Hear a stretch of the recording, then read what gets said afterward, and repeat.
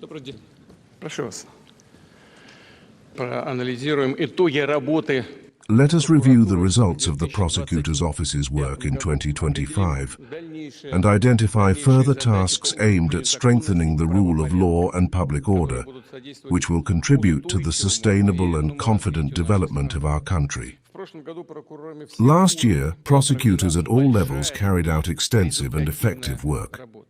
Thanks to timely measures, the economic and social rights of a significant number of our country's citizens, including participants in the special military operation, were restored.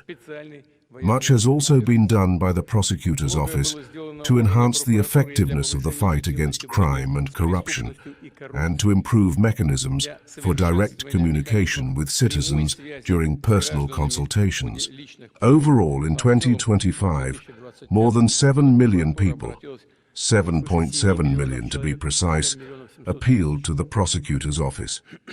It is important that all the positive trends achieved by the department in recent years are maintained and developed. To this end, of course, we must address traditional tasks, but we must also bear in mind the current specific challenges. The tasks facing the prosecution service year after year are very significant, substantial, and important for the country. As before, the public continues to place the greatest demand on the human rights protection work of prosecutors.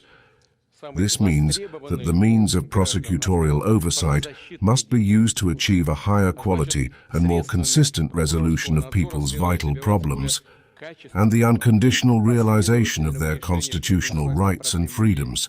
One of the priority areas is the protection of labor and social rights. We must continue to restore justice without delay in cases of wage arrears, ensure that employees receive the payments due to them by law, and secure compensation for the damage caused. Particular attention must be paid to protecting the rights of minors and the elderly, as well as other socially vulnerable groups. Unfortunately, there are still many violations in this area. I ask you to continue to respond immediately to incidents of this kind. In recent years, a number of significant decisions have been taken to support citizens in Russia's border regions who have lost their homes and property as a result of attacks by the Kiev regime. We must closely monitor how compensation and payments are allocated. I would like to emphasize once again that all those affected must receive the support they are entitled to, in full and in a timely manner. The utmost attention must be paid to the issues raised with you by participants in the special military operation and their family members. I would emphasize that the entire system of support for participants in the special military operation and their loved ones must be transparent, clear, and accessible, and must operate in such a way as to reach everyone without fail. To resolve any issues that arise, I ask prosecutors to engage more actively with the relevant departments and organizations, to expand the practice of holding personal meetings with citizens, and to organize joint events with the Defenders of Fatherland State Foundation. Staff of the Military Prosecutor's Office make a significant contribution to this work. I trust that military prosecutors will continue to give this important area their full attention and, of course, will help to strengthen the rule of law within the Army and the armed forces.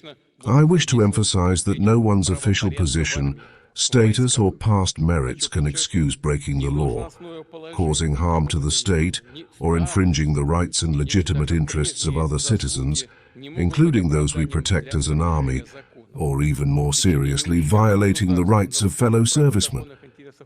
A key responsibility of the Prosecutor's Office is to coordinate the activities of law enforcement bodies in the fight against crime.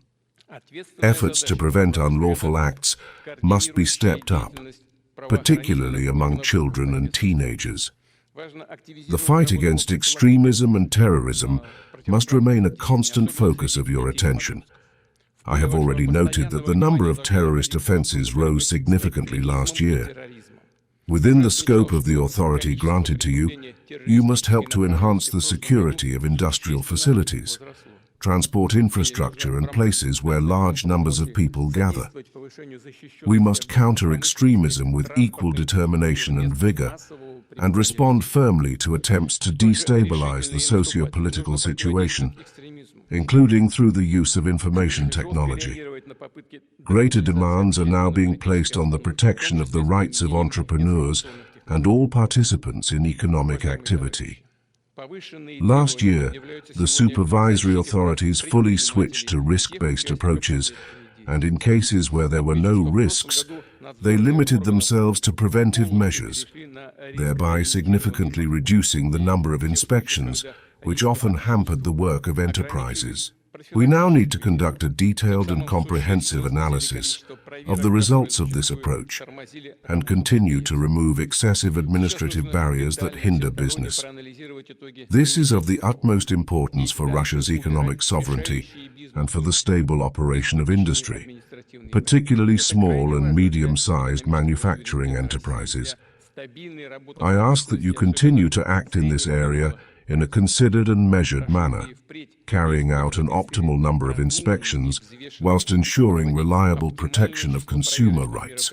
Our citizens are counting on the prosecution authorities to improve the effectiveness of the fight against corruption. At recent meetings of the Federal Security Service and the Internal Affairs Ministry, I noted that the main focus must be on protecting budget funds, primarily those allocated to the implementation of national projects and long-term programs. By the way, the number of corruption-related offenses rose by 12.3% last year. Of course, it is essential to monitor the funds allocated to the State Defense Order and the expansion of the defense industry's capacity. Furthermore, given the increase in the volume of military production, it is important to constantly monitor quality, as well as defense enterprises' compliance with industrial safety legislation. Equally important is the work of the prosecution authorities in identifying the assets and sources of criminal income of corrupt officials. A pressing task is the protection of the environment. It is necessary to crack down on the barbaric exploitation of forests, mineral resources, soil, water bodies, and wildlife, to preserve unique ecosystems and nature reserves, and to ensure the effective operation of the bodies authorized to carry out state environmental monitoring. Alongside supervisory activities, the primary task of prosecutors remains the competent conduct of public prosecutions. This contributes to the delivery of well-founded judicial decisions that uphold the principles of legality, justice, and humanity. In conclusion, I would like to thank Russian prosecutors for their professionalism and high level of dedication, and for their systematic and purposeful work in safeguarding the rights and legitimate interests of Russian citizens. I would like to express my special gratitude to the staff of the Prosecutor's Office, serving in Donbass and Novorossiya, in the border regions of Russia. In difficult conditions, you are doing everything necessary to ensure the rule of law and resolve the most pressing and sensitive issues facing citizens. Through your principled and consistent actions, you are strengthening people's faith in the power of our state and the law.